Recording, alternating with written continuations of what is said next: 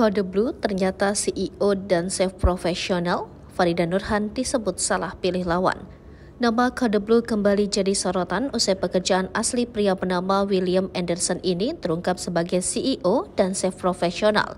Terungkapnya pekerjaan asli Kode Blue yang merupakan CEO dan chef profesional ini sontak membuat nama Farida Nurhan kembali disindir, dilansir dari akun Instagram @rupi_gossip. Dalam unggahan tersebut memperlihatkan potongan video yang mengungkap fakta bahwa Kode Blue atau William Anderson ternyata adalah seorang chef yang sudah menggeluti dunia makanan sejak lama. Hebatnya lagi, sebelum menjadi food vlogger, William Anderson pun mengaku sebagai CEO YT Production yang berbasis di Seattle, Amerika Serikat. Fakta soal pekerjaan Kode Blue tersebut sontak menghebohkan publik. Tak sedikit yang justru kembali menyoroti nama Farida Nurhan lantaran berseteru dengan Kode Blue.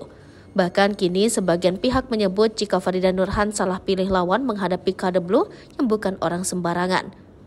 Mana nih omai, malah Kode Blue lebih paham review makanan karena punya basic chef dan F&B. Anaknya David Leonardi, konglom batubara, si paling ngerti F&B salah pilih lawan, ungkap beberapa netizen.